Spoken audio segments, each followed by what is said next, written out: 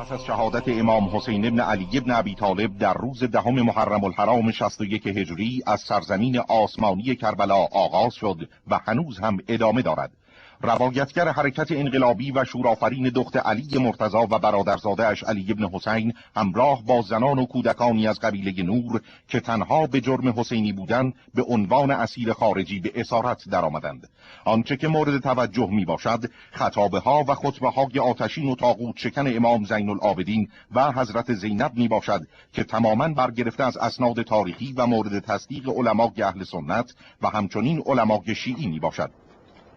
أشهد أن لا إله إلا الله وحده لا شريك له کاروان سربلندی وأن محمدا عبده ورسوله. امام در روز عاشورا در خطبه پرشور سخنان خود را چنین آغاز کردند: شهادت می‌دهم که خدایی جز خدای یکتا نیست و شریکی ندارد و محمد بنده و فرستاده اوست و به راستی از سوی او آمد و بهشت آتش حق است و روز رستاخیز خواهد آمد و تردیدی در آن نیست و خداوند مردگان را زنده خواهد کرد.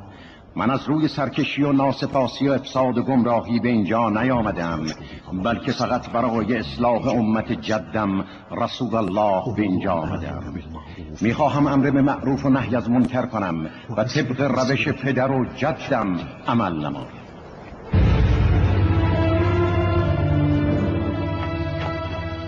کارگردان واصل خطیب.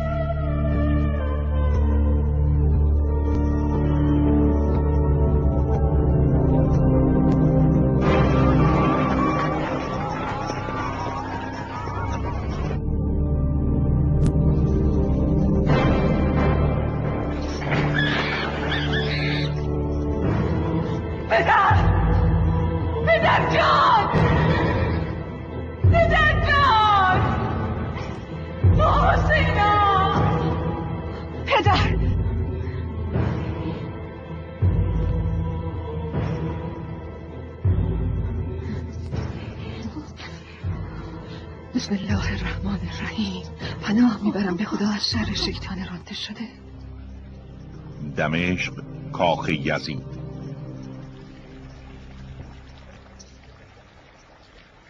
سلام بر امیرالمؤمنین.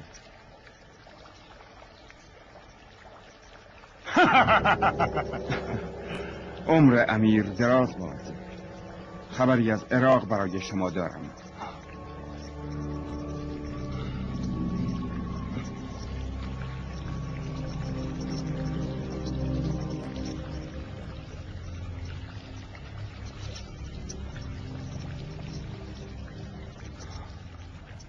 حسین ابن علی کشته شد؟ خیر، فعلا او را محاصره کردند توسط مأمور شما عبیدالله ابن زیاد در سرزمینی که کربلا نام دارد. کار خوبی کرده است. اگر با شمشیرها کشته نشود تشنگی او را از پا در خواهد آورد. آیا همانطور که با پسر دختر رسول الله در افتادی می توانستی با روم هم در بیفتی؟ هند!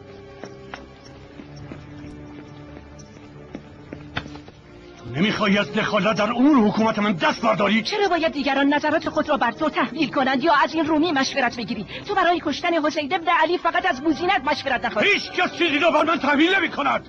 با استحکام من چه کسی چیزی را بر من تحمیل می کند؟ من فقط به نصیحت خیرخواهان امت توجه می کنم در مقابل حسین و کسانی که با او خروج کردند. تو با کسانی مشورت میکنی که تعصب و کینه کورشان کرده. وجودشان پر از کینه نسبت به آل رسول الله است. سخن رسول خدا درباره حسین و جایگاهش نزد او را نادیده میگیری. به خدا اگر نمیخواستی او را بکشی این گونه تحت تاثیر وسوسه های اون رومی قرار نمیگرفتی. برای مامورانت نامه نمینوشتی که حسین ابن علی را بکشند. قضیه روشن‌تر از آن است که نیازی به گفتن داشته باشد. چون خورشید همچنان تابان است. حتی اگر چشم نابینا نتواند آن را ببیند. ای مردم کوفه، به خدا هیچ قومی پیش از شما برای کشتن فرزند پیامبرش برنخواست. به خدا هیچ قومی به فرزندان پیامبران خود تعرض نکردند. خداوند هیچ قومی را عزیز نداشت و آنان را از شر ستمگران نجات نداد که این گونه به بهترین مسلمانان ستم کنند. ای مردم کوفه، فریب دروغ‌ها را نخورید. قلعه کاخهای ستمکاران شما را نترساند. به خدا سوگند برای هر شمشیر و نیزه‌ای که بر روی حسین کشیدید، خداوند نیز رحمت خود را از شما دریغ کرده. بلایی بزرگ بر شما فرود خواهد آورد.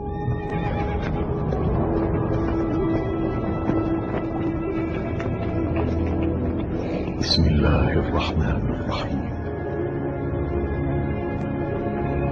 قل لو کنتم فی بیوت. امام در خطبه دیگر ابتدا بخشی از آیه 154 سوره مبارکه آل عمران را قرائت فرمودند. بسم الله الرحمن الرحیم.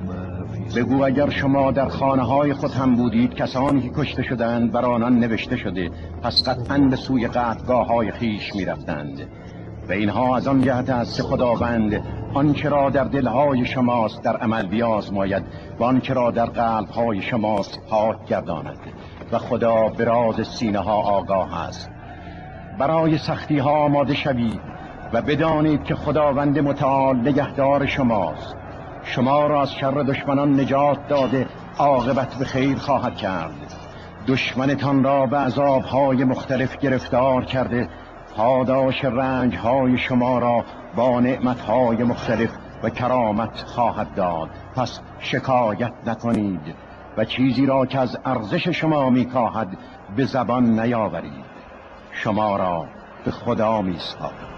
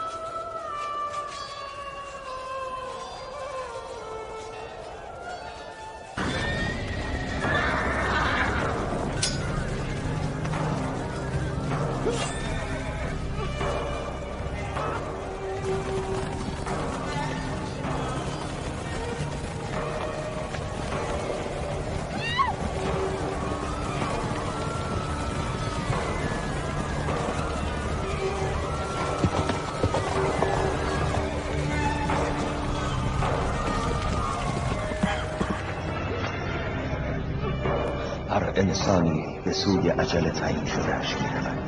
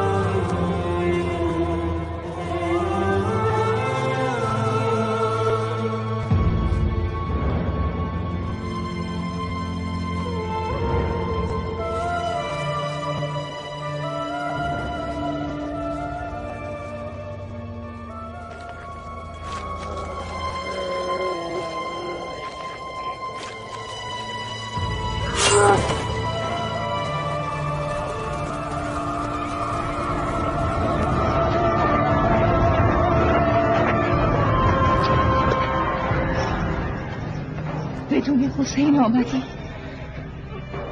حسین را کجا رها کردی؟ چطور رهایش کردی؟ با حسین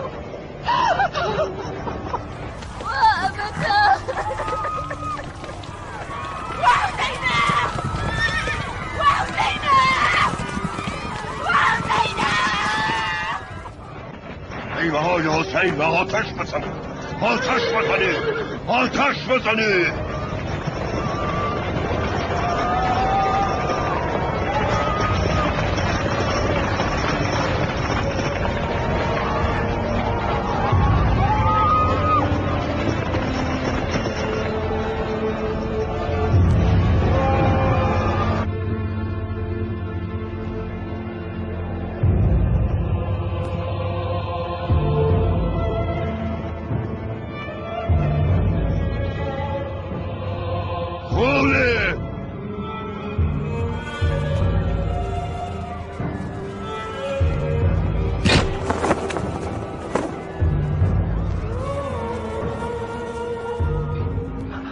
سلام من بر تو ای آقا و سرور من یا ابا عبدالله.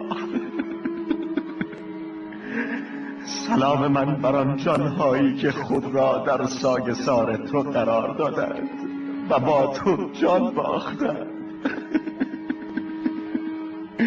سلام من بر تو تا زمانی که زنده هستم و روز و شب باقی است و خداوند این را آخرین زیارت ما قرار ندهد.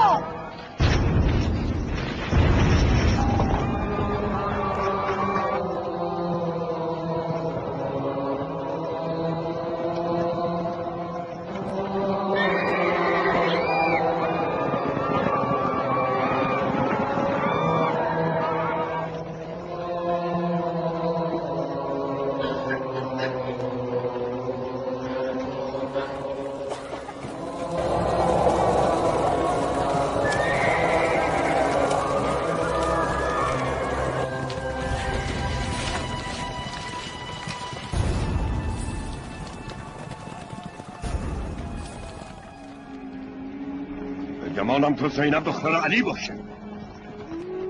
این کیست؟ چه میخواهی پسر دلجوشم؟ هنوز آتش کینه‌ات فروکش نکرده؟ او علی ابن حسین است، حسینی که دعوتش کردید بعد تنهایش گذاشتید.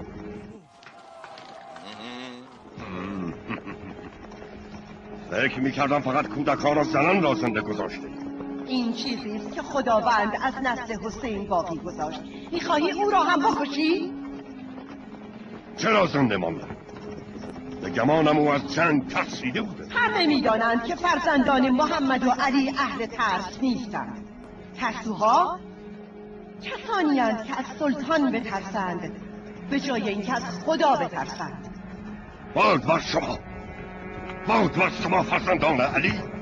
نگذارید احترامتان از بین برود، نگذارید بازویتان بشکند. زنده نباشم اگر او را زنده بکنم.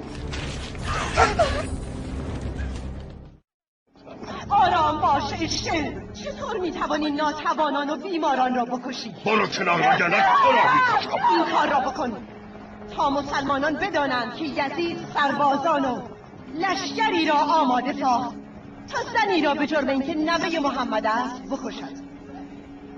کسی که یزید خود را جانشین او می‌داند. این کار را بکن.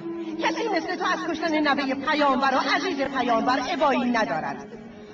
چه رسد به اینکه در برابر زنی باشد که آرزو داشت بمیرد و به چشم نبیند برادرش با شمشیرهای بدترین مردم سیف شده است. انا لله و انا الیه راجعون. صبر کن، خداوند با صابران است.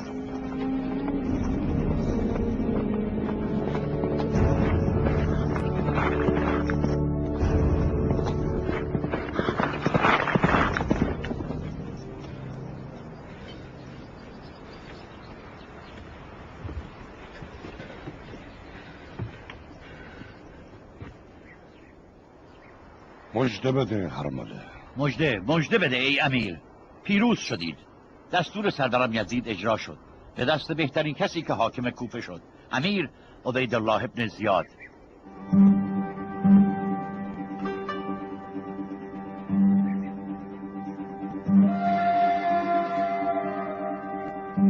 حسین کشته شد.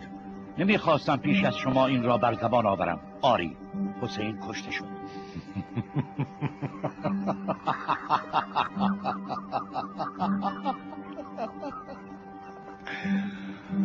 حسین کشته شد. به خدا که بهترین مژده را به امیر دادی و شایسته دریافت پاداشی. بگیر. حسین کشته شد. قولی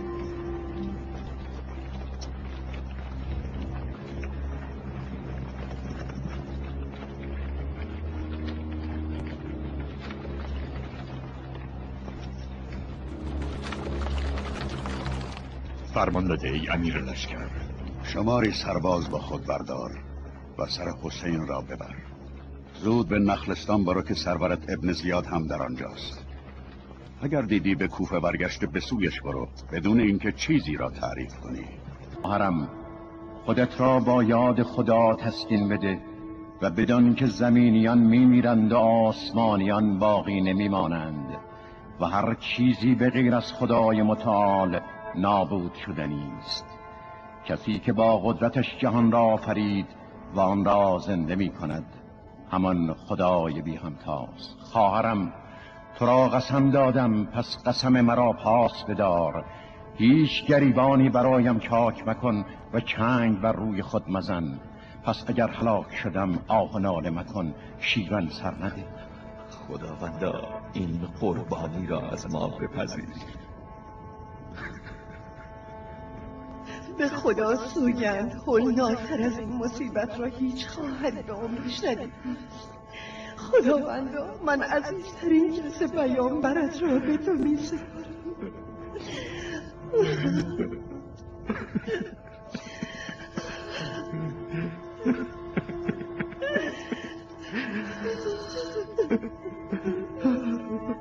سلام من بر تو ای آقا سرور من یا ابا عبدالله.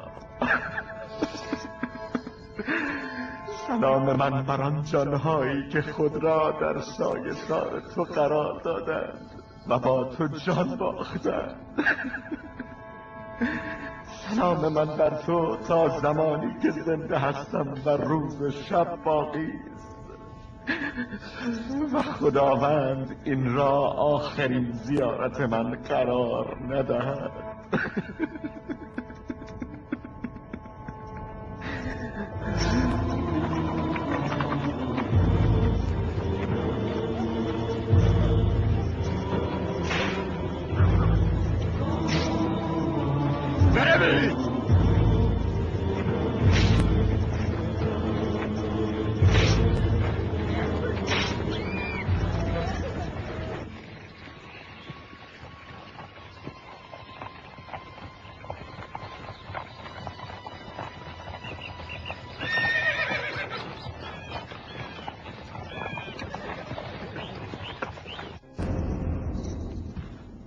کوفه کاخ ابن زیاد.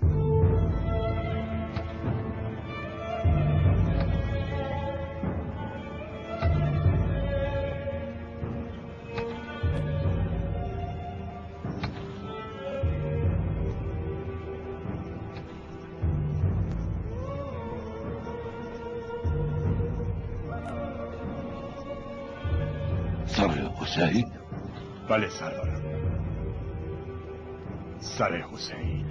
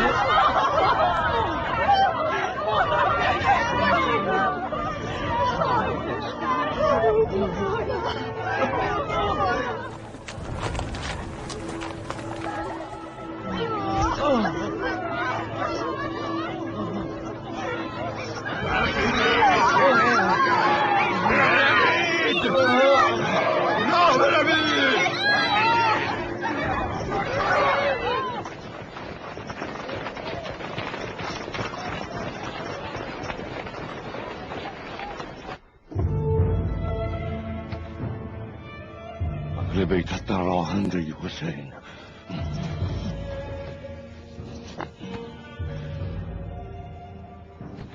مردم کوفه آنها را خواهند دید. چشمانشان را پر از ترس و وحشت میکنم. با نشان دادن اهل بیت اسیر تو میبینند که حتی نزدیکی آنها به جدشان محمد هم برایشان فایده ای نداشته.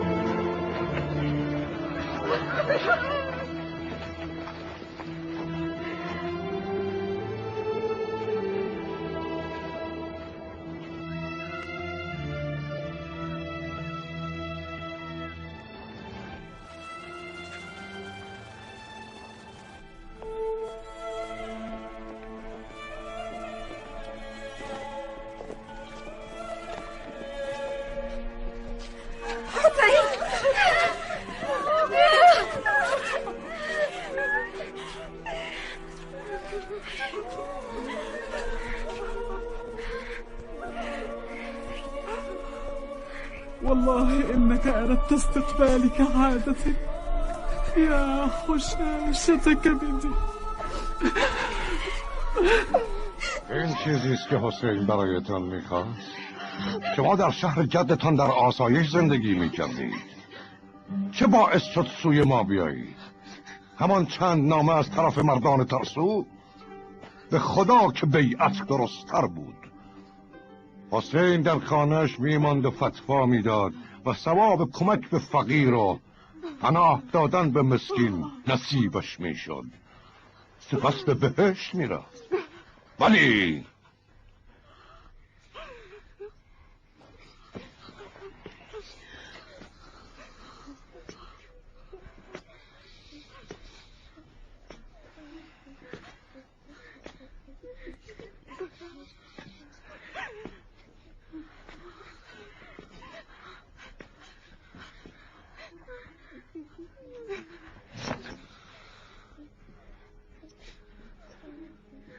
زینب دختر علی،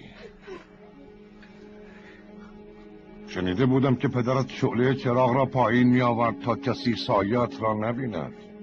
آیا اینطور نیست؟ سپاس خدایی را که رسوایتان کرد، کشتتان. سپاس خدایی را که با پیامبرش محمد ما را بزرگ داشت و ما را از آلودگی پاک کرد. فقط فاسق رسوا می شود و ستمکار نکوهیده که ما چنین نیستیم. ندیدی که خداوند با برادر و اهل بیتتان چه کرد؟ به خدا سوگند که جز زیبایی چیزی ندیدم. زیبایی؟ دیدن مرگ اهل بیتت زیباست؟ خداوند این سرنوشت را برای آنها تقدیر کرده بود. خود به سوی قتلگاهشان رفتند. روزی تو در مقابل آنها قرار میگیری و خداوند به حسابت خواهد رسید. در آن روز میبینی سروری از آن چه کسی است ای پسر مرجانی. سپاس خدایی را که چشمم را با قتل حسین شورشی تو و سایر شورشیان و سرکشان روشن کرد. اگر چشم تو با قتل حسین روشن شد، چشم پیامبر خدا با دیدن او روشن شد. او را میبوسید، او و برادرش را بر پشت خود مینشاند. پس برای روز حساب آماده باش. زندانیش کنید. والسنة ابناء علی. أفمن اتبع رضوان الله كمن باء بسخط من الله ومأواه جهنم وبئس المصير. من أنت؟ ويحك، أما ترد على الأمير؟ إنه علي بن الحسين. أما قتل الله عليا؟ كان لي أخ يسمى عليا قتلتموه، وإن له منكم مطلبا يوم القيامة. ويحك، أفيك بقية من جرأة لترد علي؟ شمر، اضرب عنقه. زياد من دمائنا ما سفكت، فقد قتلت أهلي وأبرأت أهلي وقطعت فرعي، فإن تشفيت فقد اشتفيت، وإني لأعجب ممن يتشفى بقتل أمته. إن أردت قتله فاقتلني معه. أيها الأمير، أيها الأمير، أيها الأمير، دعه له. بل أقتله فأحسم به هذا الأمر وأميت به هذا الداء وأقضي به على هذا النسل. إن بي مرضا يقتله ويكفيك أمره. مرض؟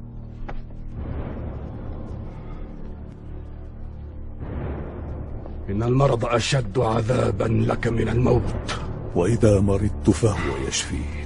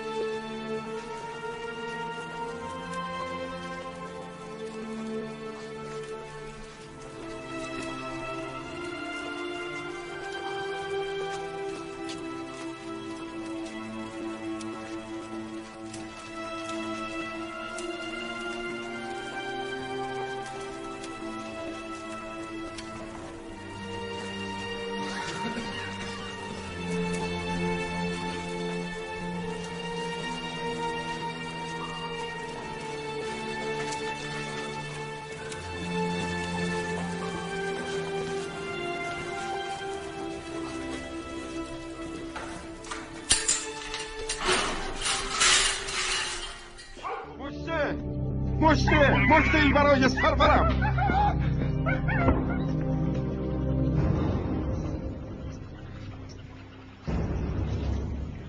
حسین کشته شد؟ این مکتوب از ابن زیاد است برای شما.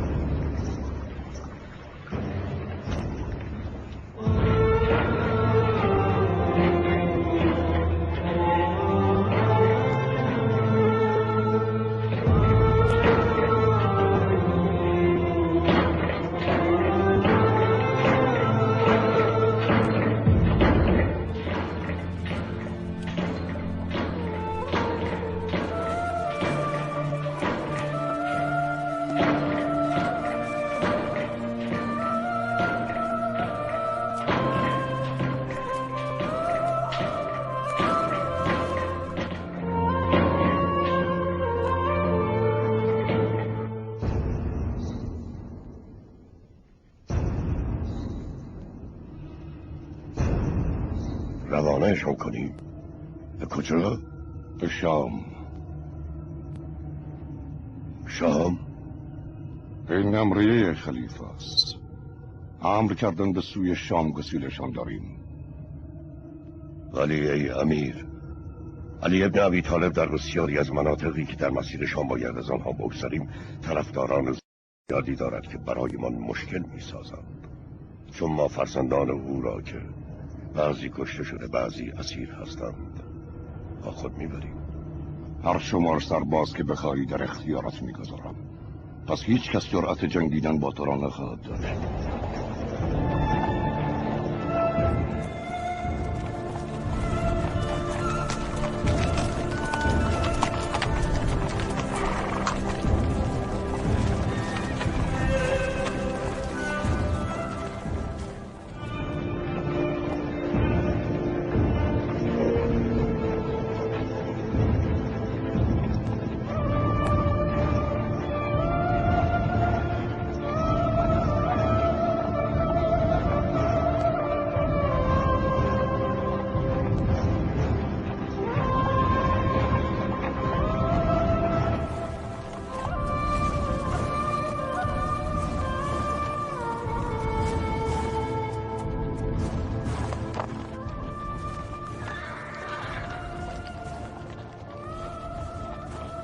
أراك تنظرين إلى طاق كسرى يا ابنة علي.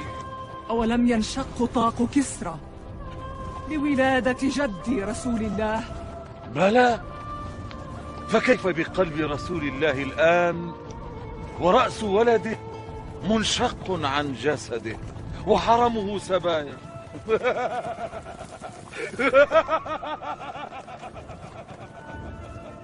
تشف يا ابنتي الجوشن، وسيعلم الذين ظلموا أي منقلب ينقلبون، والعاقبة للمتقين.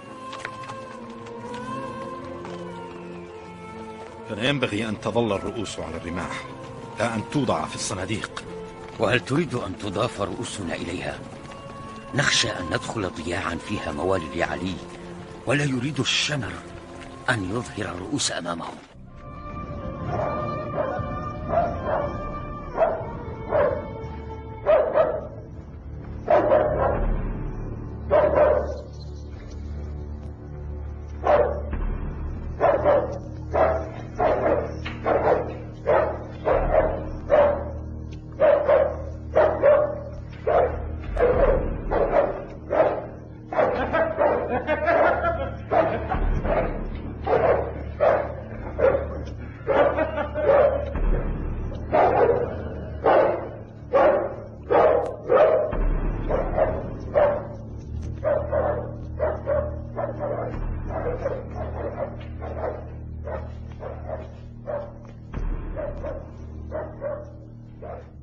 کمی بعد تو نیز در کنار حسین ابن علی خواهی بود. نگاه کن، به این سگ بیتاب نگاه کن. او به شدت گرسنه است و مشتاق یک لقمه چرب و نرم. دندانهای تیزش حتی استخوانهای سخت را هم سالم نمیگذارد. چه رسد به استخوانهای نحیف و ضعیف هند.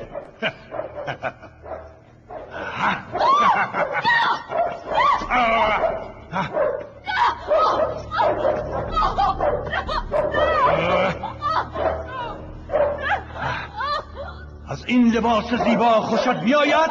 از ابریشم اعلی بافته شده است تا این سگبان بازی کرده اشتها پیدا کند. هند، من ناچارم این لباس زیبا را به گوشت و خون بیالایم تا سگ آن را پاره پاره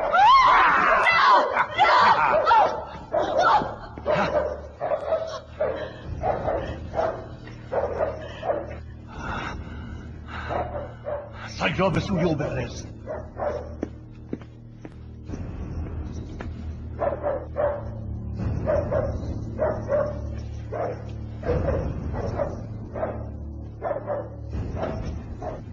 سرورم، به خاطر پسرت. پسرم؟ مگر منتظر آمدنش نیستید؟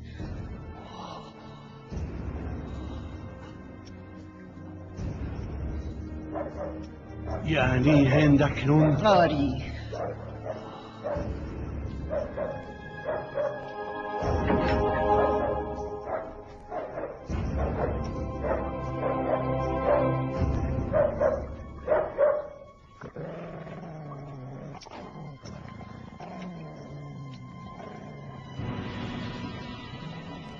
روستای لینا. به خدا حسین را نکشتند مگر برای اینکه هر کسی بر حق او اقرار کند و راست بگوید، حرام را حرام بداند و حلال را حلال، سخن از شر بگوید و از مفسدین اطاعت ننماید و با ستمکاران بیعت نکند، نابود کند. وقتی سر پسر دختر پیامبر خدا بریده می شود نشان ستم و گمراهی است.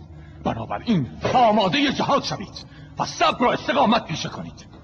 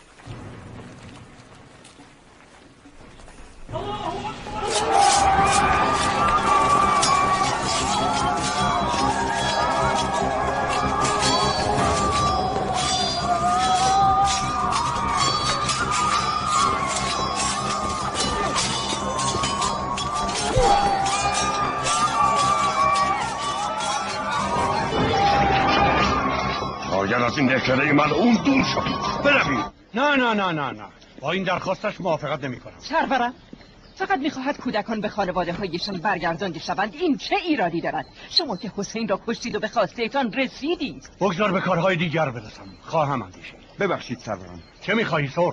مردی به اینجا آمده که شکایتی از روم دارد. آیا از من میخواد پایتخت روم را اشغال کنم؟ نه سرورم، میگوید رومی ها به مرزهای مسلمانان تجاوز کردند، اموالشان را غارت و دهکده هایشان را ویران کرده و همه جا را به آتش کشیدند. او را به نزد رومی بفرست تا سخنانش را شنیده پاسخ مناسبی به او ولی سرورم کاری که گفتم انجام بده.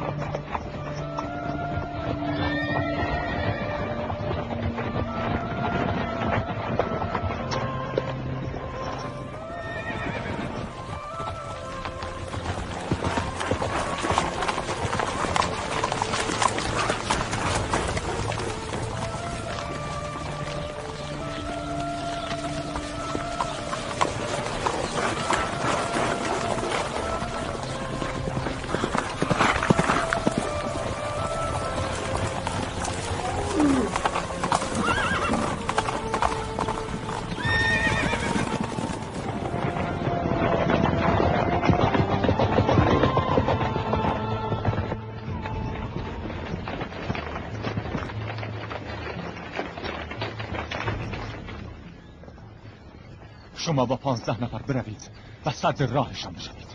من هم سعی میکنم راه خروجشان را ببندم. بروید.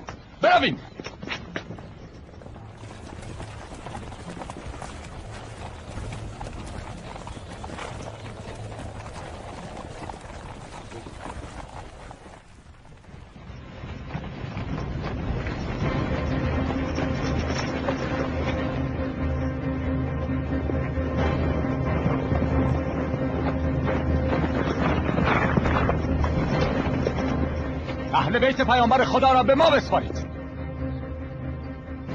شما کیستید؟ قومی که شهادت بر یکتای خدا میدهیم و محمد را فرستاده خدا میدانیم و اینکه حسین در راه خدا شهید شد به دست ملعون ترین و منفور ترین شخص در نزد خدا. ما الذي اخرجكم لقتالنا؟ الا تعلمون من نحن؟ به خدا برای ما چیزی بهتر از این نیست که به سرور و مولایمان حسین بپیوندیم و با ریختن خون شما به خدا نزدیک شویم. الله اکبر!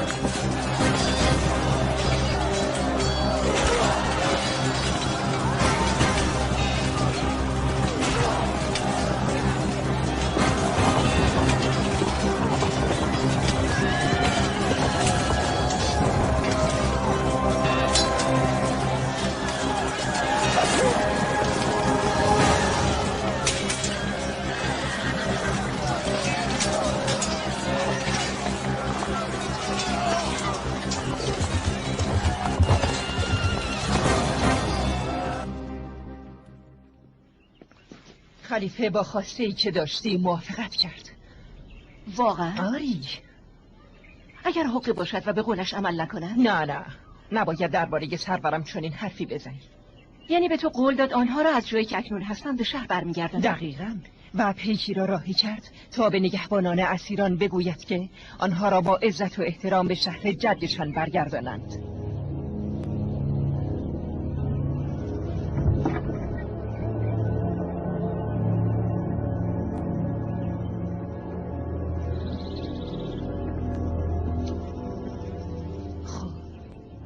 حال می توانی با خیال آسوده استراحت کنی و به فکر خودت باشی.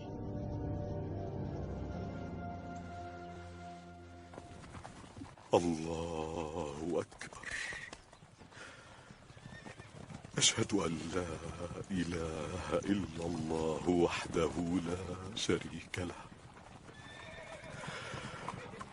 وأشهد أن محمدا عبده ورسوله.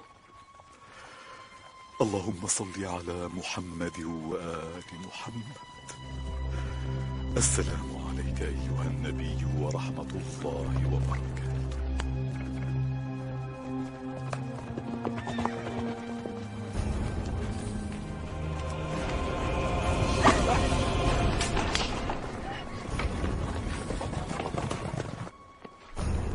لقد قتلته فاستحقت العقاب. على رسلك يا شمر، فلو كلف ابن زياد بقتلنا لفعلها قبلك، فهو أتوق لذلك منك وأشغف، فوالله ما قتلت إلا ذودا عن أخيها العليل. اقتلني أنا. هو لم يفعلها، أنا من قتلت الجندي، اقتلني أنا، لا تمسه بسوء. يا لإيثار أهل هذا البيت، لأن سكتنا عن هذا منتهم أنفسهم بقتل المزيد من الجند. ارفع بلاء جندك عنا يا ابن ذي الجوشن، فقد وفيتم البلاء ووفينا الثواب عليه.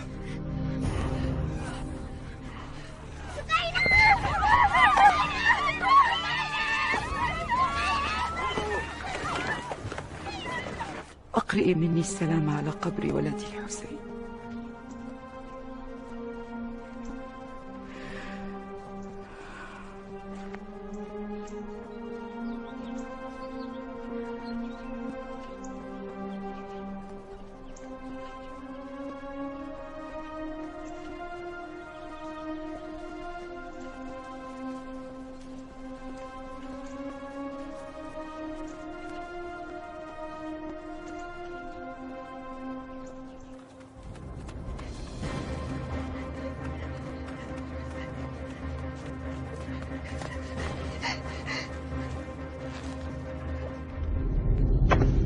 نابودتان کند، با دست بسته توانست فرار کند.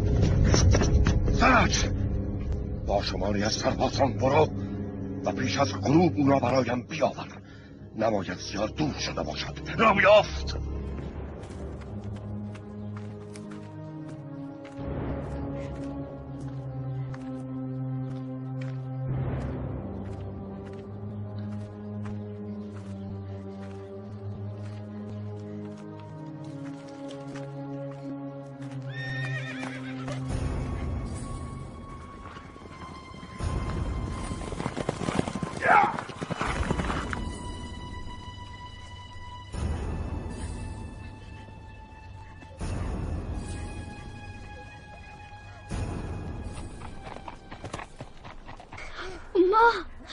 ما الذي حدث؟ أين أختي سكينة؟ ويلكم يا أبناء الظلمة، ويلكم. این دیگر چه سفری است؟ اگر یک کوه را بر روی دوشم میگذاشتم آسانتر از بردن اینها برای خلیفه.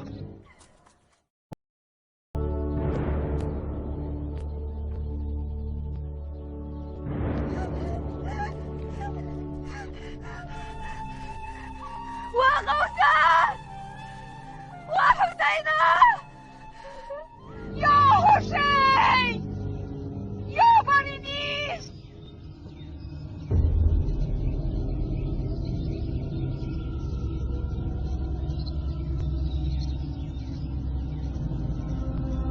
نگران نباشید دختر گرامی.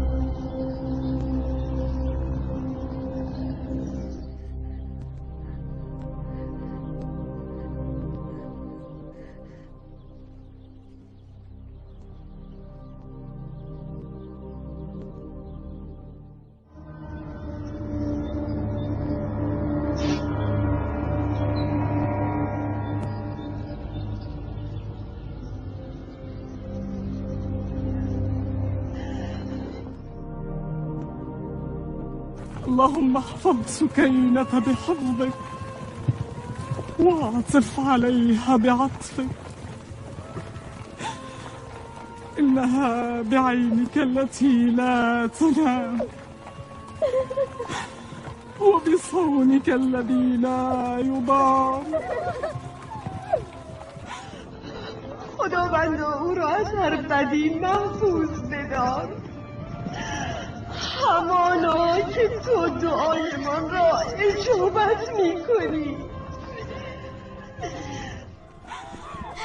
یا رب یا رب.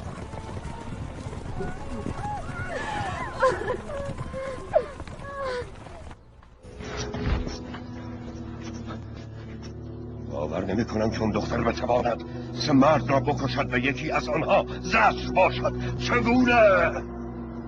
چه کسی میتواند بنا قانع کند؟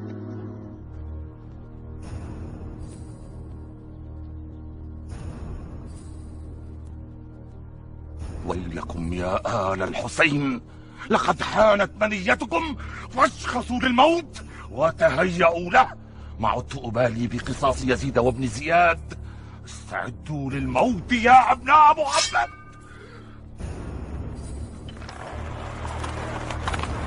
لا، اللهم إن قتلنا فاحتسبنا من الشهداء عندك يا رب العالمين. ارجع إلى رشدك يا ابن ذي الجوشن، لئن قتلتهم خسرنا جائزة مولاك يزيد، وربما خسرنا رؤوسنا أيضا.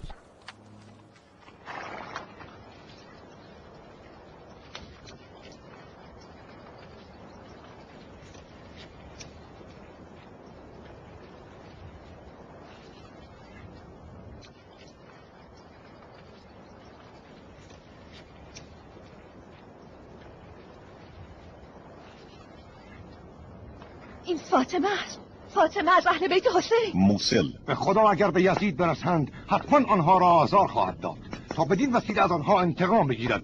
از کسانی هم که اسیرشان کردند قدردانی نمی کند. در این صورت خداوند از هیچ یک از شما نخواهد گذشت و هیچ ملی را نمی بخشد تا این گناهش را جبران کند.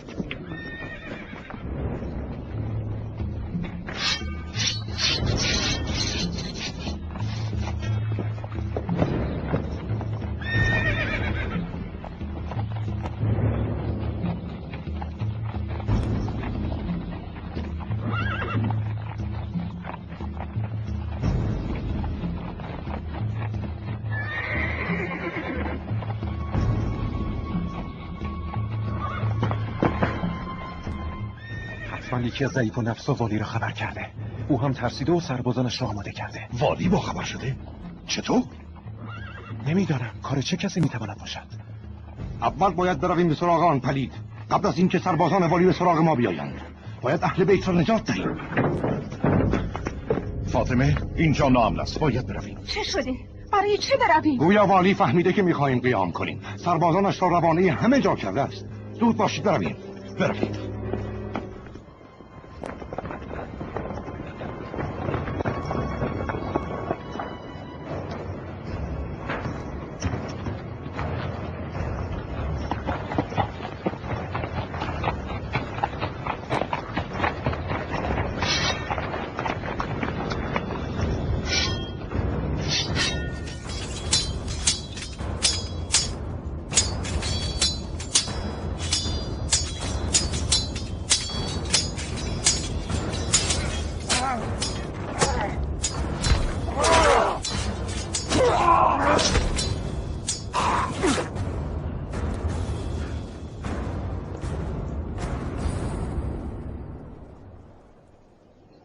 فرستادت به ما رسید جناب والی. تو دیگر چرا به اینجا آمدی؟ آمدم بگویم میتوانی این سواران را با خود به شام ببری، ولی سعی کن وارد موصل نشوی، چون نمیخواهیم مردم با شما بجنگند. ما قبلا با کسانی که در کمین عبور شما بودند جنگیدیم. قصد آنها نجات اهل بیت حسین بود.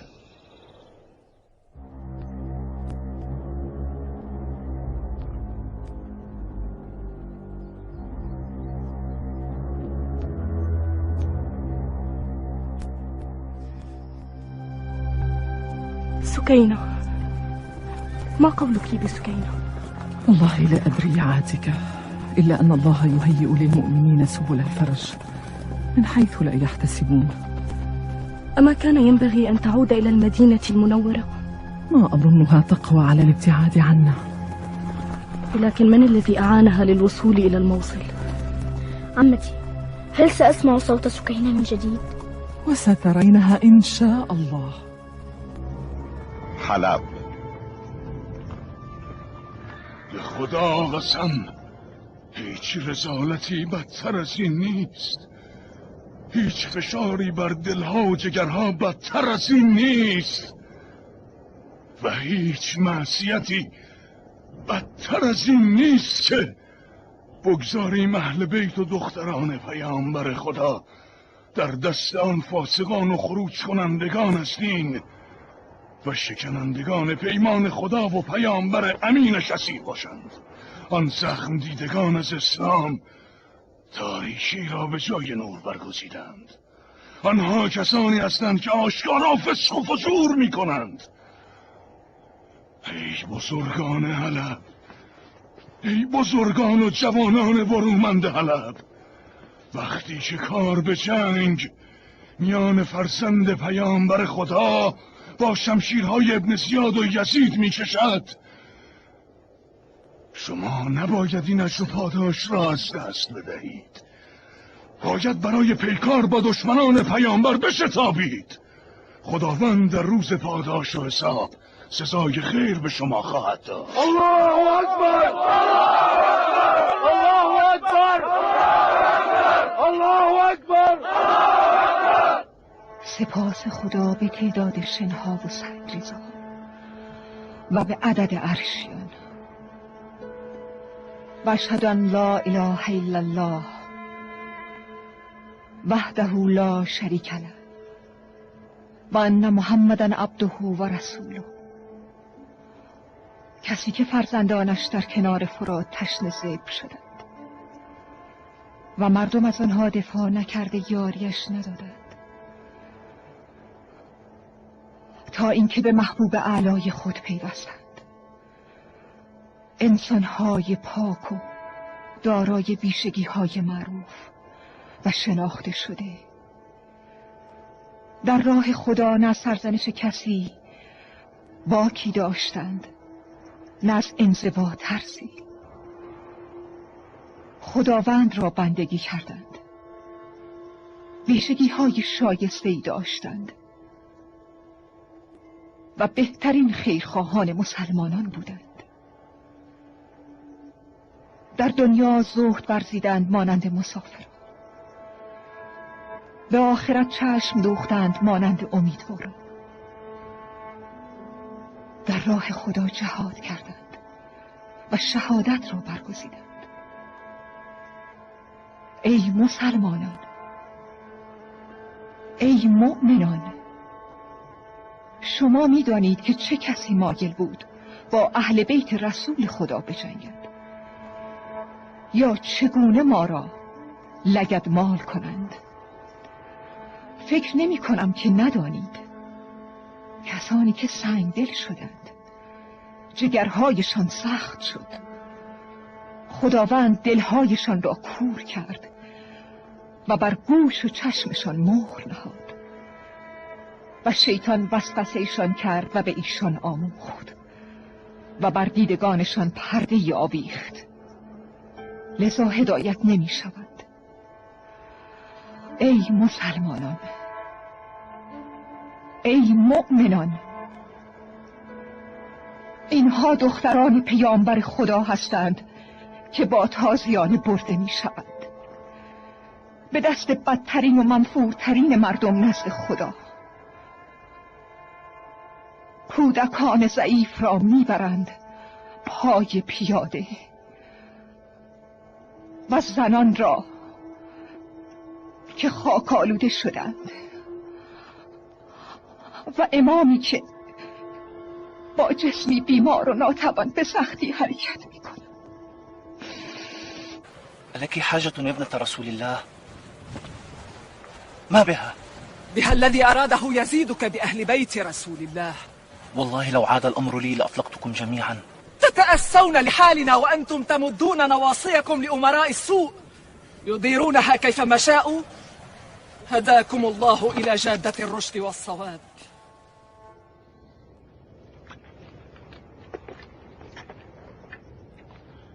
ای پسر پیامبر خدا، نمیخواهید برای این سربازان سخن بگویید تا حالشان تغییر کند؟ خداوند هیچ قومی را تغییر نمیدهد مگر اینکه خودشان خود را تغییر دهند. اگر دلت برای این کودک سوخته است، برایش کمی آب بیاور تا از تشنگیش بکاهد. احرص ان تأتيني بماء طهور لم تمسه ايدي هؤلاء السكارى.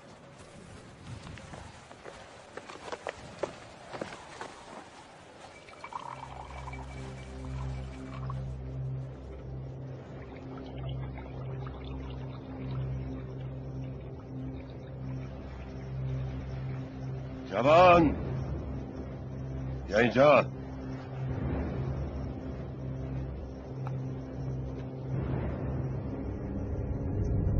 این چیست در دست تو؟ آب از سربرم. آب؟ برای چه کسی میبری؟ آنها برای درمان آتش یکی از کودکانشان خواستند که در تب میسوزند. ببینم.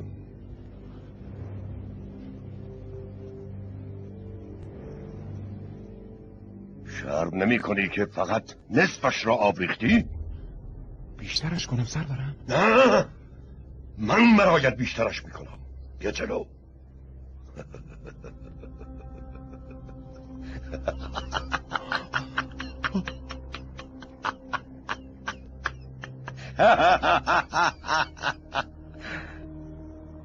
حال برایشان ببر.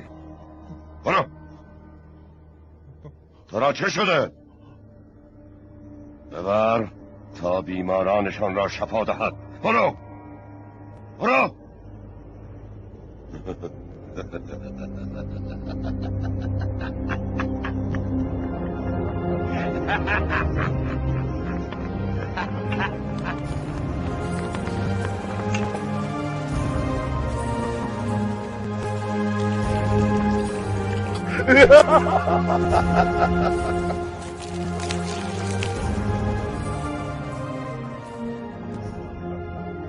تو تقصیری نداری.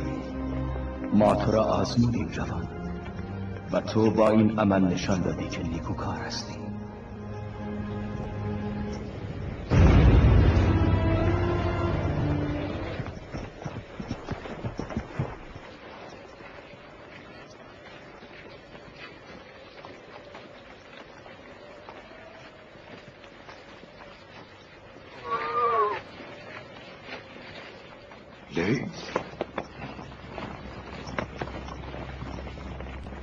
سلام بر ابوالاسود محترم.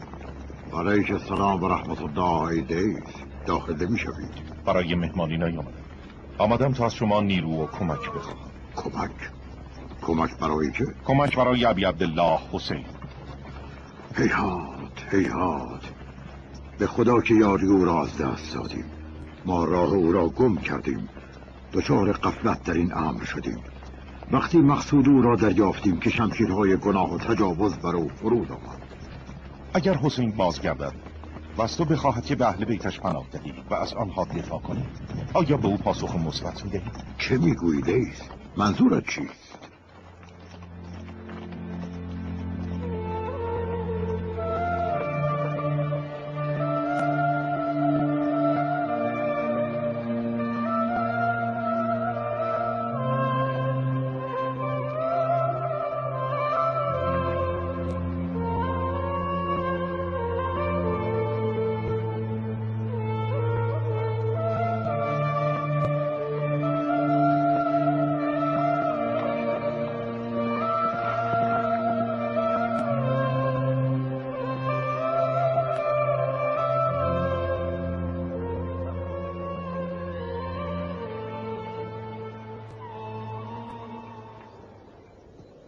رحمت خدا بر شما باد.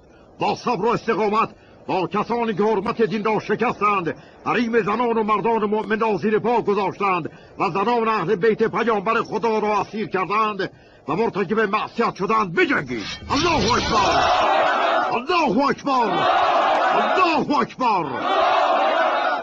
با نام و یاد خدا و دین پیامبر خدا و کسانی که به راستی از او پیروی کردند، رحمت خدا بر شما باد.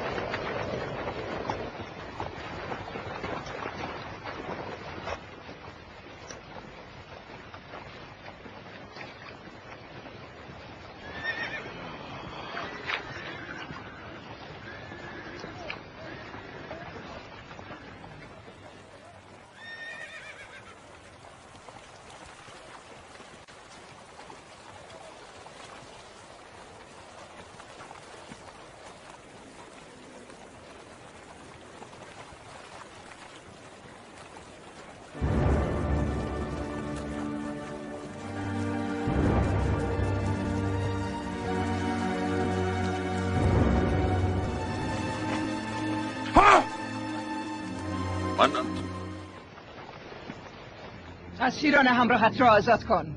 وای بر شما، کشتن سرورشان حسین برایتان کافی نبود که مولایت یزید از او میترسید؟ دیگر به زنان و کودکان چه کار دارید؟ دستور بده آزادشان کنن مگر من سرت را میبرم. الله اکبر.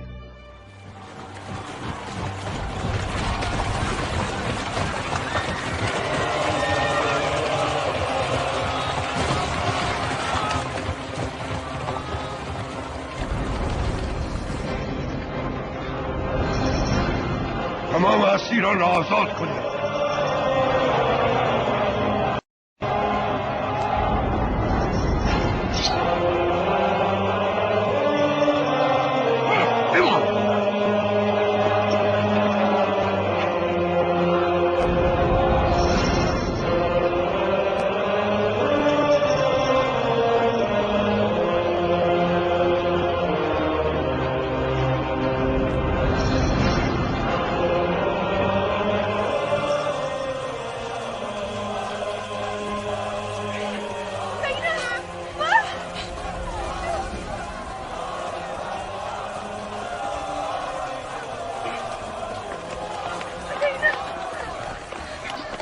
حلب، کاخ والی. سپاس خدای را که پادشاهان را با گناهانشان به بنده تبدیل کرد و بندگان را با عباداتشان تبدیل به پادشاه کرد. اگر حرف نزنی ای سگ پیر، قسم میخورم بدنت را تکه تکه کرده پاره های تنت را جلوی خانه‌ات میاندازم. خب آنها را کجا بردن؟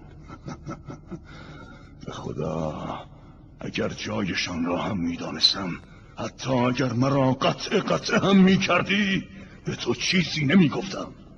خبر خوش ای والی. کجایند؟ دیدند که به قبیله این مرد میروند. وای بر تو ای پیر مرد بیابانی، از ما اعلام حمایت میکنی ولی پنهانی دشمنی میکنی. به خدا تو را مایه عبرت شیوخ قبایل و بزرگان آنها میکنم.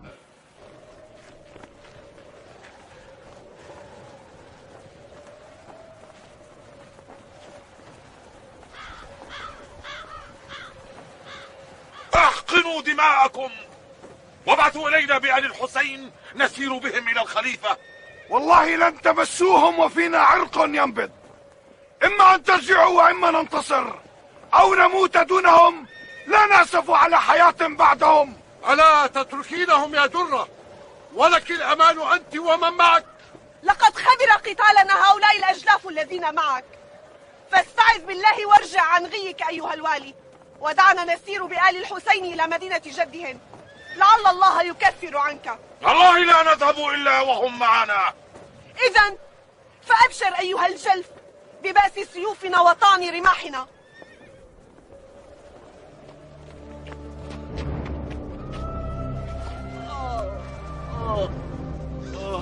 ألا تشترين حياة أب عزيز؟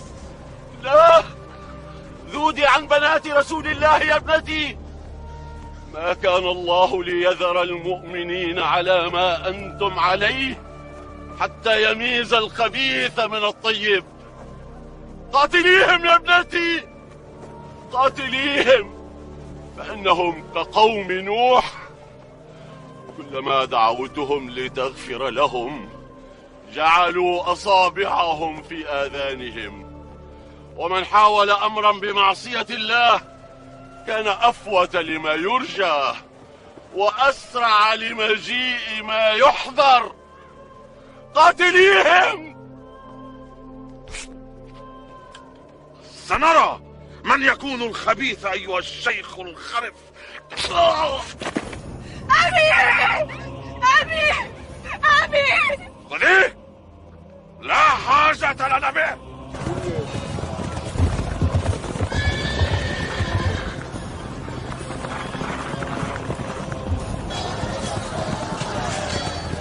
هاجركم الله، فدعونا نقاتل معكم، فنحن أحوج إليكم من حاجتكم إلينا، ونحن أولى بالدفاع عن أنفسنا.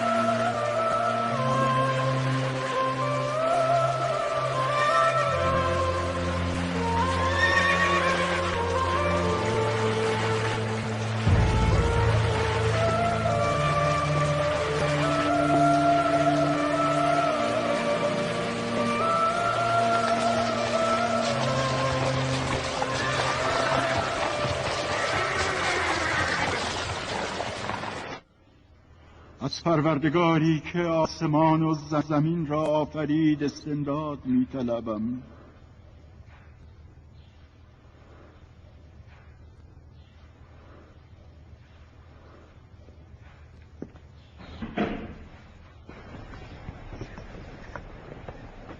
نزدیک حمص. خستگی راه باعث شد که تصمیم بگیریم کمی در صومعه شما استراحت کنیم. اینجا صومعه خداست، ولی شما که هستید؟ ما سربازان خلیفه مسلمانان هستیم. یزید همانطور که میبینید صومعه برایتون کوچک است.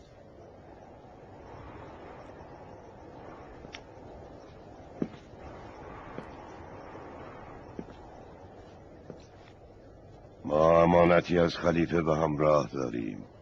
از این میترسیم که در دام دشمنان خلیفه بیفتیم و آن را از ما بربایند.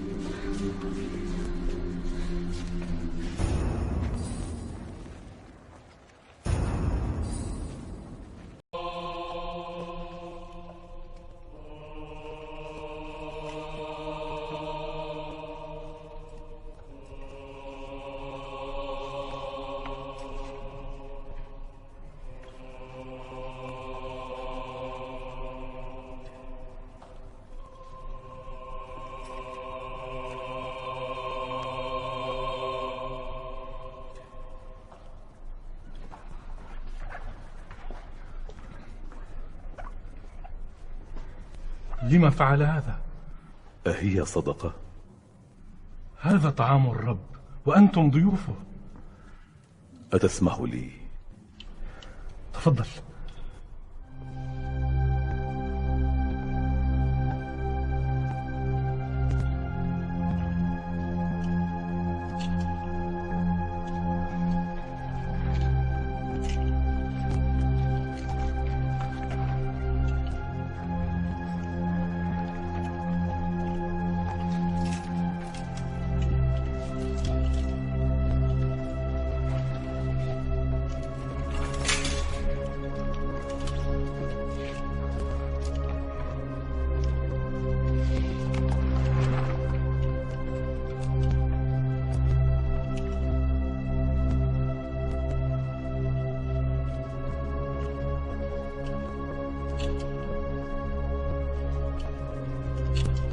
بسم الله الرحمن الرحيم. رب إني لما أنزلت إلي من خير فقير.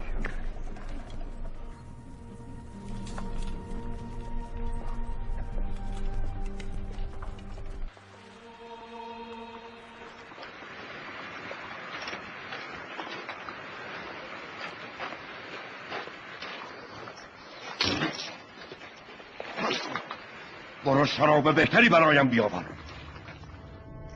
اگر جد تو محمد پیامبر خدا بود و رسالت حقی داشت، چرا پروردگارتان به فریادتان نمی‌رسد و شما را که میگویید فرزندان پیامبرش هستید از اسارت نجات نمیدهد؟ آیا عیسی ابن مریم که خدا به او کتاب داد و مبارکش کرد پیامبر خدا نبود؟ پس چرا میگویید که او به صلیب کشیده شد؟ و چرا پتروس و یوحنا و دیگران که از بندگان مخلص خدا بودند به دست بدکاران کشته شدند؟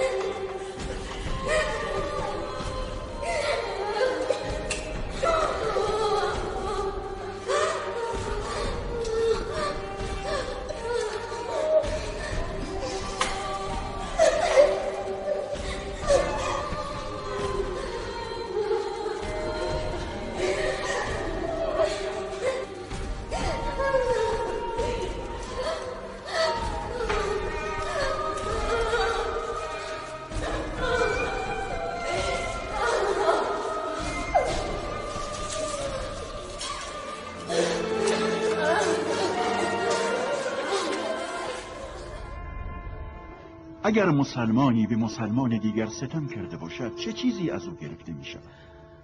از اعمال خوب ظالم گرفته می شود و به مظلوم داده می شود. اگر ظالم عمل خوب نداشته باشد چه؟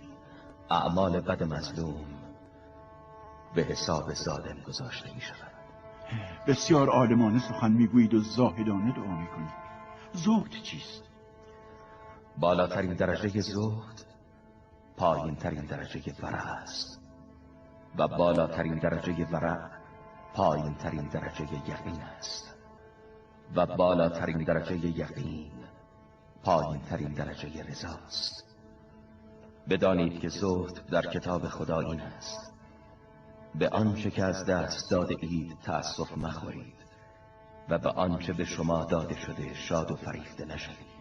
بالاترین عمل از نظر شما چیست؟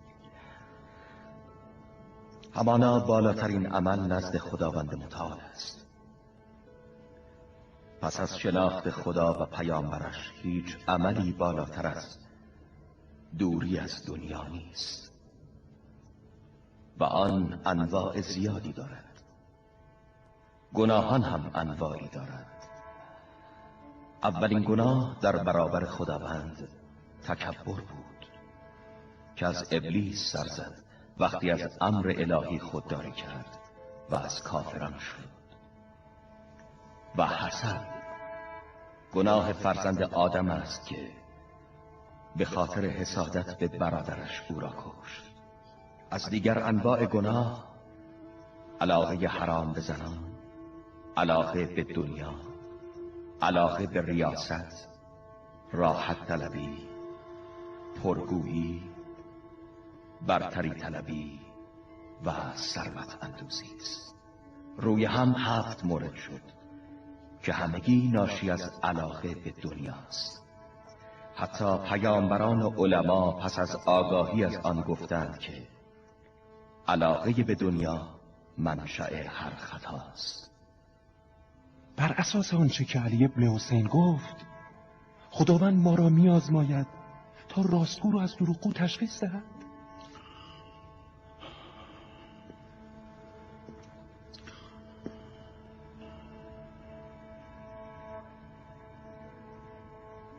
دیدیم که با او سخن میگویید.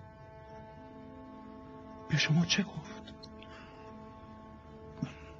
مردی که دچار آزمایش های سخت شده است چه میگوید؟ پدرش را کشتند، چه وحشتناک. سپس سرهایشان را در صندوقهایی جلوی چشمشان گذاشتند. باز هم پروردگارش را می ستاید. به سوی تو می گریزم و از تو می ترسم و از تو کمک می خواهم و فقط به تو امیدوارم. این را مرتبا روی چشمش بریزید. به اذن خدا شفا می‌یابد. برایش دعا میکنم. خوب میشوم عمه جان، خوب میشوم انشاءالله عزیز دلم، انشاءالله.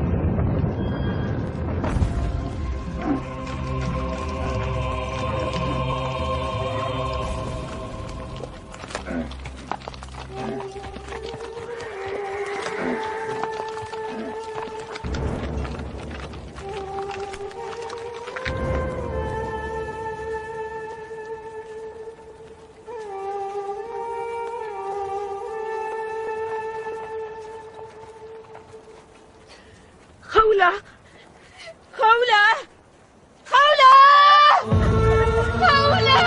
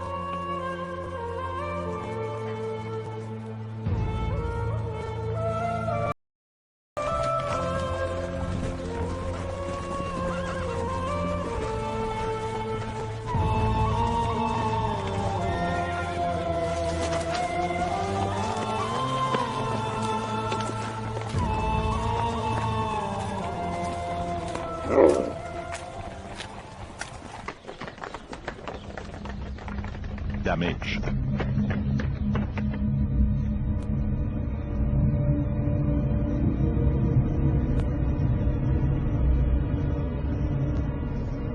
الله اکبر. سپاس خدایی را که نابودتان کرد و خلیفه را بر شما چیره گرداند. ای شیخ، آیا قرآن خوانده؟ شما را با قرآن چه کار؟ خوانده ای که بگو من پاداش از شما نمیخواهم مگر محبت نزدیکانم را. این را خواندم. ما همان نزدیکان هستیم شیخ. این را خوانده ای؟ خدا فقط میخواهد آلودگی را از شما خاندان پیامبر بزداید و شما را پاک و پاکیزه گرداند. این را هم خواندم. ما همان اهل بیت هستیم که خدا این آیه را در سوره احزاب به آنها اختصاص داده است. وای بر من، وای بر من. شما همانها هستید؟ به خدا ما همانها هستیم، به حق جدمان پیامبر خدا. جدتان پیامبر خدا؟ خداوندا من از دشمن پیامبر تو دوری می جویم. خداوندا من به سوی تو از دشمن پیامبرت دوری می جویم.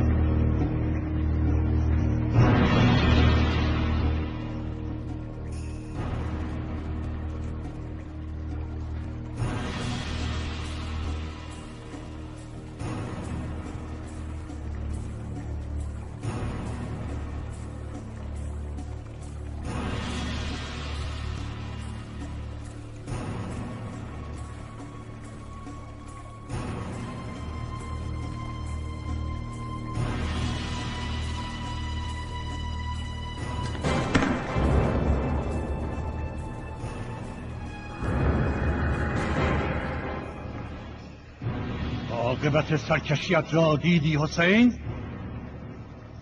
من نمیدانستم که ابا عبدالله به این سن رسیده است. یا نکند موی سرش بر اثر خضاب سیاه ریخته است.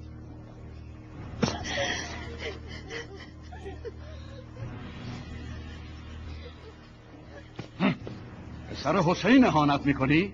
به خدا قسم اکنون عصایت به سری خورد که دیدم پیامبر خدا آن را میبوسید. بدان ای یزید که در روز قیامت ابن زیاد شفیع تو خواهد بود، در حالی که اینها شفیعشان پیامبر خداست. وای بر تو ای یزید، وای بر تو ای یزید، وای بر تو ای یزید، وای بر تو ای یزید.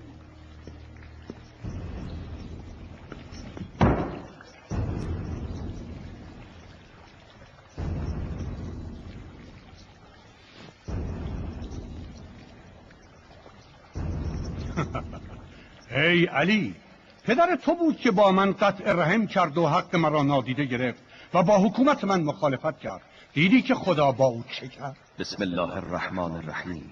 هیچ مصیبتی نه در زمین نه به شما نرسد مگر آنکه پیش از پدید آمدنش در کتابی ثبت باشد. این کار بر خدا آسان است تا بر آنچه از دست داده اید اندوهگین نشوید و به آنچه به شما داده شده شادمانی نکنید و خدا هیچ خودپسند فخر فروشی را دوست ندارد. هیچ مصیبتی به شما نرسد مگر به خاطر اعمال شما. این درباره کسی است که ستم کرده، نه درباره کسی که ستم دیده. کاش شیوخ بدر بودند و بیتابی شیر را از اثر عسل می‌دیدند. آنگاه بسیار مسرور می‌شدند و می‌گفتند که یزید دست مریزاد، بزرگترین سرورانشان را کشتیم که این انتقام بدر بود و حال با هم برابر شدیم. هاشم با ملک بازی کرد، پس نه خبری آمد و نه وحیی نازل شد. بعد آرزو میکردید که حسین کشته نشده بود. از نوه خورنده جگر حمزه چه انتظاری میتوان داشت؟ از خورنده جگر پاکان چه توقعی میتوان داشت؟ چه توقعی از کسی که گوشتش با خون شهدا رشد کرده، کسی که از ما اهل بیت بیزار است و با کینه و دشمنی به ما مینگرد، اکنون با بیباکی و بیشرمی میسراید که آنگاه بسیار شاد و مسرور میشدند و میگفتند که ای یزید دست مریزاد، در حالی که فضایل ابی عبدالله را نادیده میگیری که سرور جوانان بهشتی و این گونه به او توهین میکنی. چقدر نسبت به خدا بی پروا و زشتکاری. ضربه کربلا در ازای ضربه بدر. آری به خدا، تو به زخم چرکین خود ضربه زدی تا آن را از بیخوبان برکنی با ریختن خون فرزندان محمد و ستارگان زمین از آل عبدالمطلب. هنوز به شیوخ خود در دوران جاهلیت افتخار میکنی و آنها را میخوانی. به خدا ای یزید، به زودی تو هم با آنها خواهی پیوست و آرزو خواهی کرد ای کاش دیوانه و لال شده بودی، این حرفها را نمیزدی و این کارها را نمیکردی.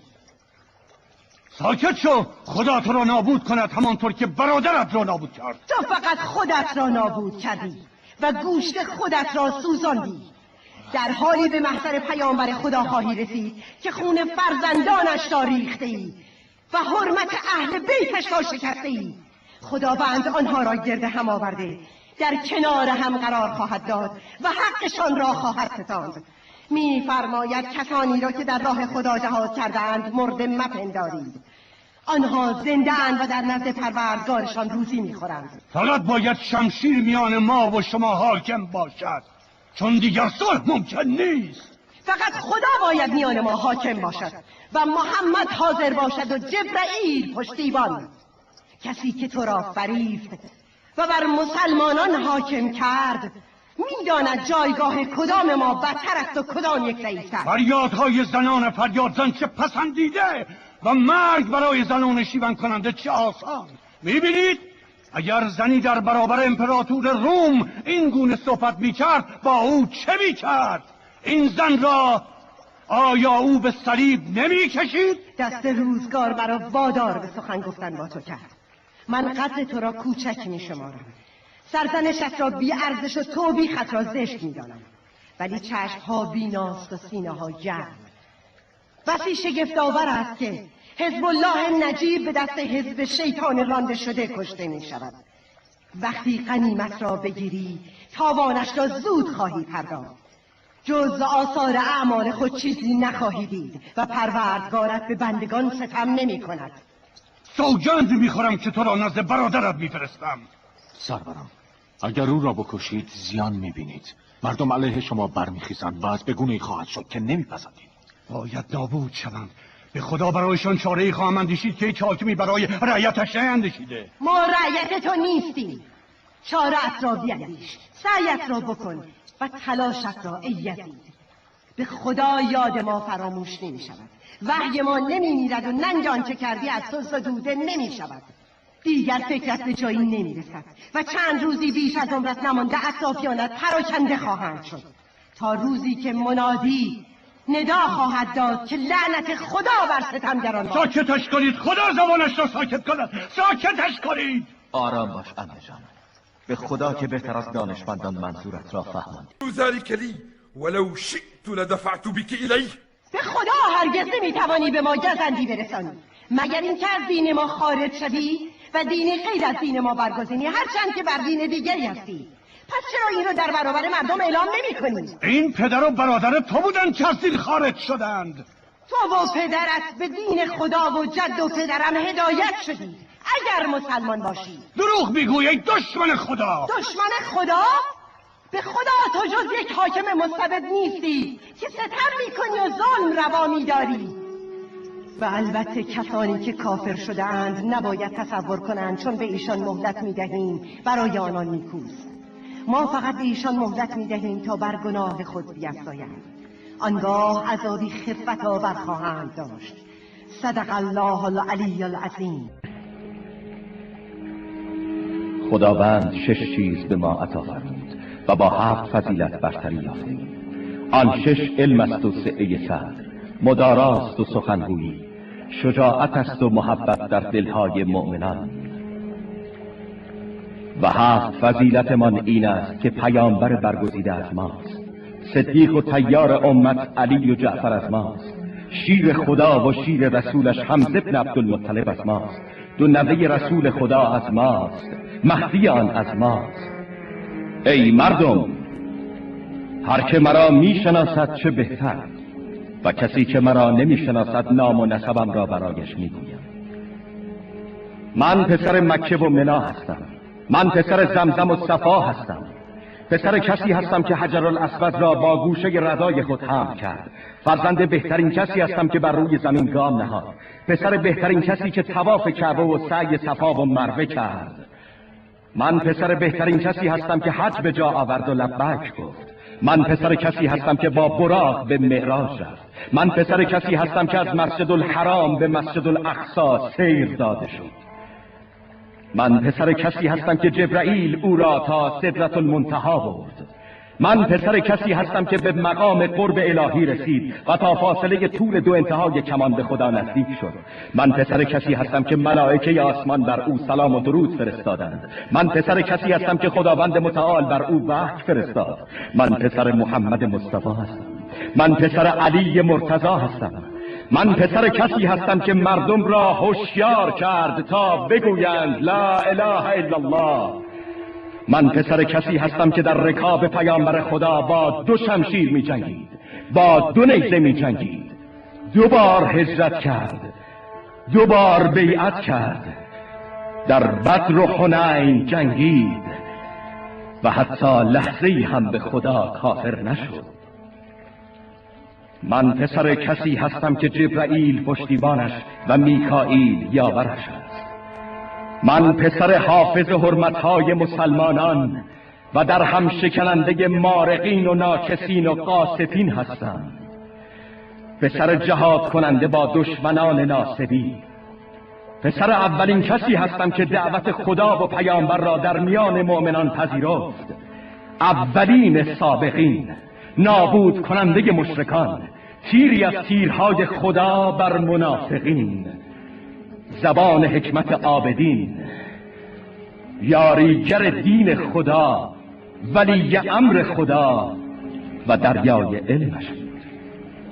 اهل مدارا و بخشش بود، رزمنده و فداکار، دلاور، شکننده پولاد، پراکنده کننده احزاب، بسیار سرسخت، بسیار توانمند، بسیار استوار و تسلیم ناپذیر بود.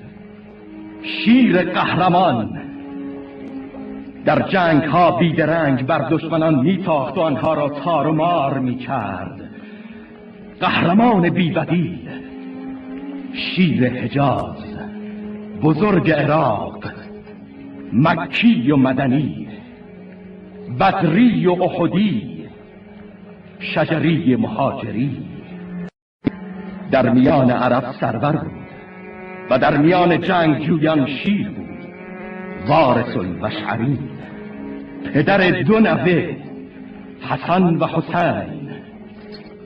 این جد من علی ابن ابی طالب بود. من پسر فاطمه زهرا هستم. من پسر سرور زنان هستم. من پسر بتول مطهر هستم. من پسر پاره تن پیامبر هستم.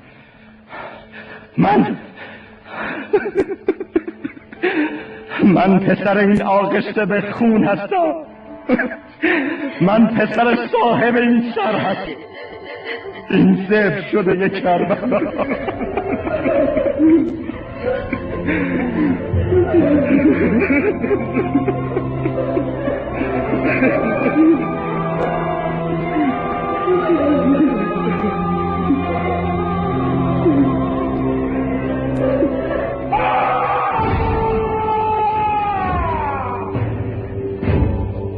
حالا دیگر داری جزای جنایتت رو میبینی یزید. فریاد بکش تا میتوانی، فریاد بکش. وقت آن رسیده که زجر بکشی، فریاد کن.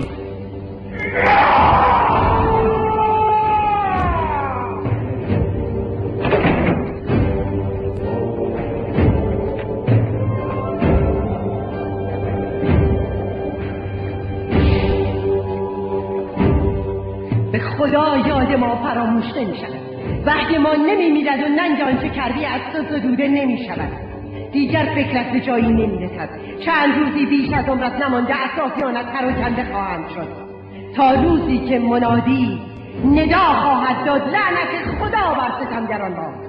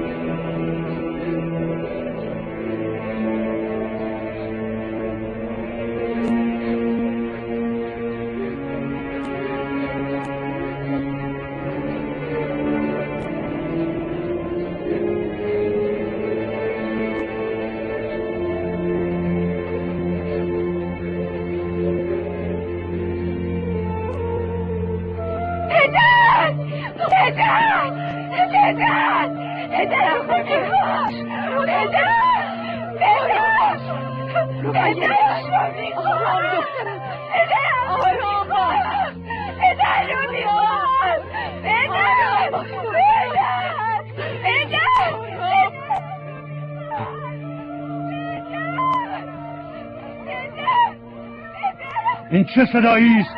این چه صدایی است؟ نمیخوام صدای کسی را بشنوم، نمیخوام صدایی بشنوم. ساکتش کنید. این دختر حسین است سرورم. پدرش را میخواهد. پدرش را میخواهد؟ باشد، او را به نزدش ببرید. چرا مثل احمق‌ها نگاهم میکنید؟ ببرید نزدش تا او را ببیند.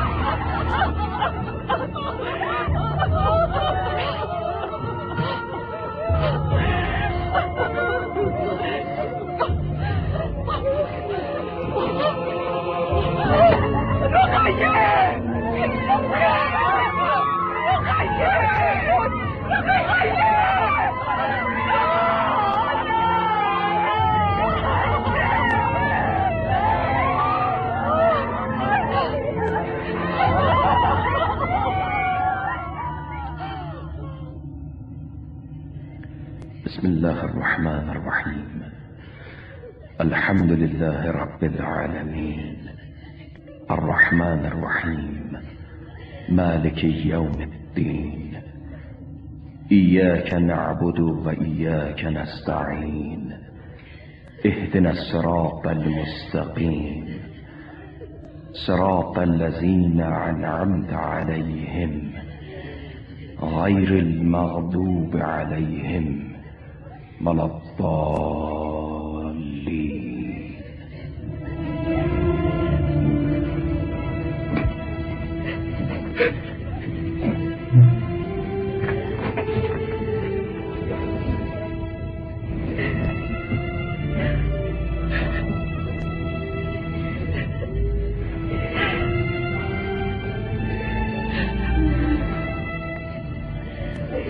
خودم میان مسلمانان از دست دادم. لعنت بر شما و بر کسی که به مشورت شما گوش داد. حالا دیگر پند و مشورتی ندارید؟ حالا بگویید چه میتوانم بکنم؟ به نظر من سرورم بهتر است خانه‌ای برای آل حسین آماده سازید تا درباره‌شان تصمیم بگیرید. به نظر من سرورم نباید دراز مدت در شام بمانند. اگر زمانی بگذرد میتوان ما را به خوبی رسوا کنند میان مردم.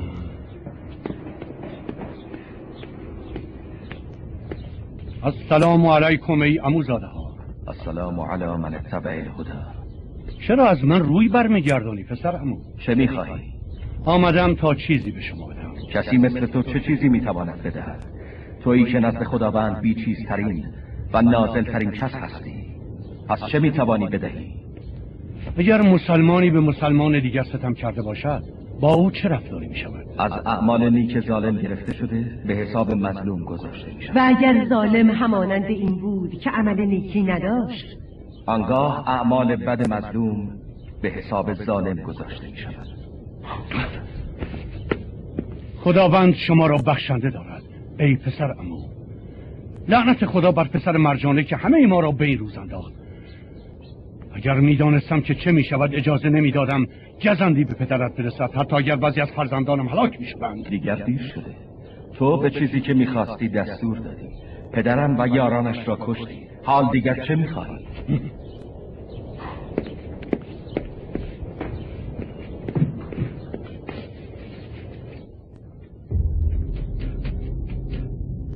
چقدر بی حیا و زشت سیرتی، چقدر بی حیا و زشت سیرتی. برادرم را میکشی، با اهل بیتش در عوض به ما زر و سیم میدهی. به خدا که هیچ کافر و مشرکی را ندیدم شرورتر از تو. پس از من چه میخواهی؟ میخواهم که سر پدرم را به ما برگردم. هر آنچه که از زنان گرفته شده به آنها بازگردانی، چون میراث پدران و مادران آنهاست. و اگر میخواهی مرا بکشی، همراه زنان امینی را بفرست تا آنها را به شهر پیامبر خدا برسانند. تو سر پدرت را نخواهی دید. آنچه از شما گرفته شده پس داده نخواهد شد. و زنان را فقط خود تو باز میگردانی. من تو را بخشیدم. در سایه نظارت همراهی خود آنان را به شهر پیامبر برسانید، به سوی یثرب. آرچه شما بفرمایید سرور.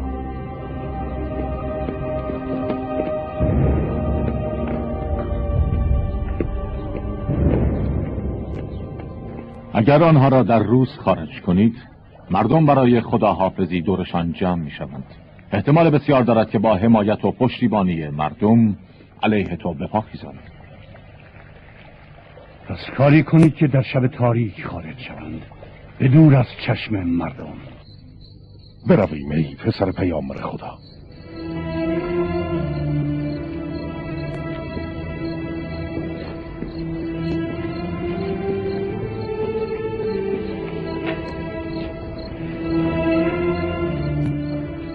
ما را به سرزمین کربلا ببر تا با قبر پدرمان تجدید پیمان کنیم.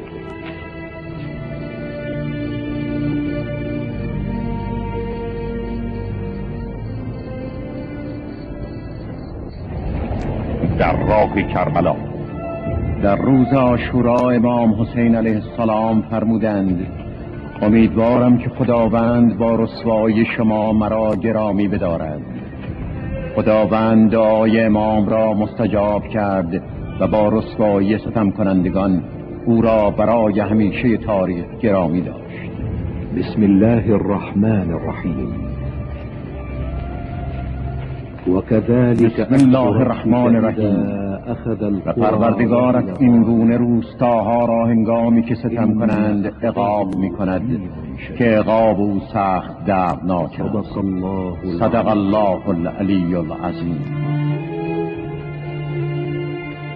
آه ای زمانه، ای زمانی نامرد، عذابم داد راه شام.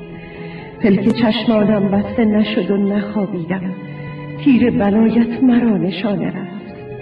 ای زمانه، از تو تمام بلاها بر من نازل شد. از همان کودکی تو با من نساختی و چه بلایایی که بر من وارد نشد.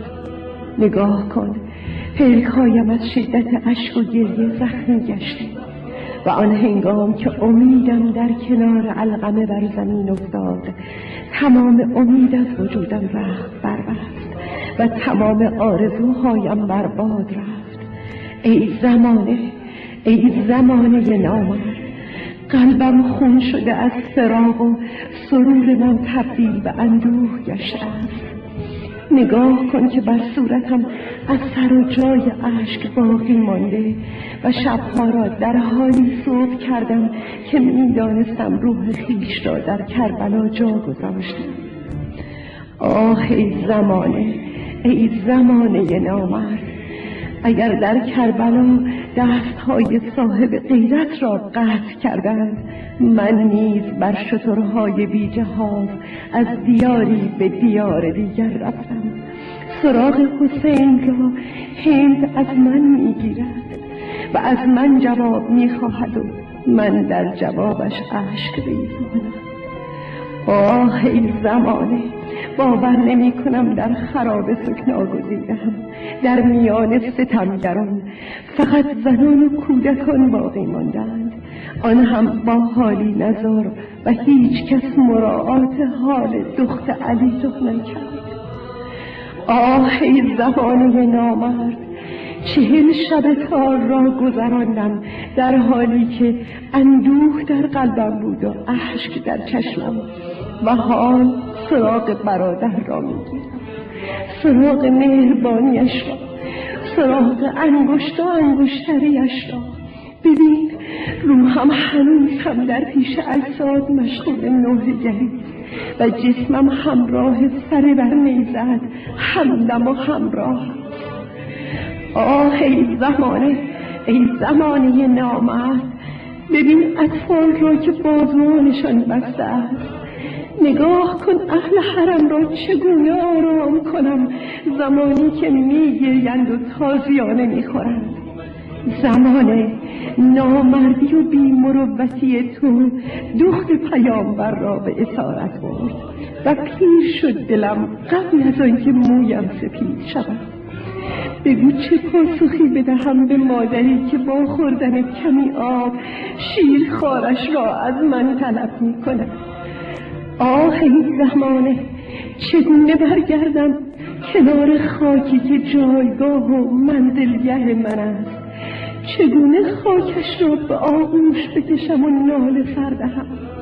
چگونه برای شرح درد بدهم که دشمنانش اهلش را آزار دادند؟ چگونه برگردم در حالی که نازدانش را در کنج خرابه شام به خاک سپردم؟ ای زمانه، بگو وقتی سراغ کودکش را از من میگیرد چه پاسخی بدهم؟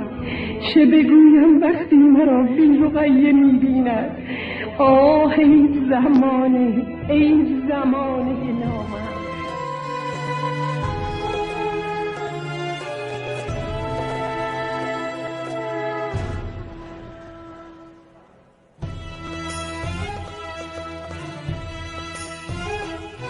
وتطوف قافلة السباع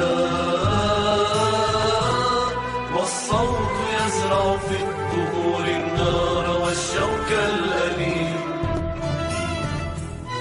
وتطوف قافلة السباع والصوت يزرع في الدهور النار والشوك الأليم. فتطل من بين الجروح الحمر أزهار الإباء والقيد يفلت من مراثنه جناح الكبرياء ويثور مجد عابس القسمات غضبا في صوت بنت مرتضى الحوراء زينب. ويثور مجد عابس القسمات غضبا في صوت بنت مرتضى الحوراء زينب. نبع الكرامة فهو يسقي الرافدين باللوعة الشماء يذرفها الرثاء وزنا على صد شهيد. يرضى الحسين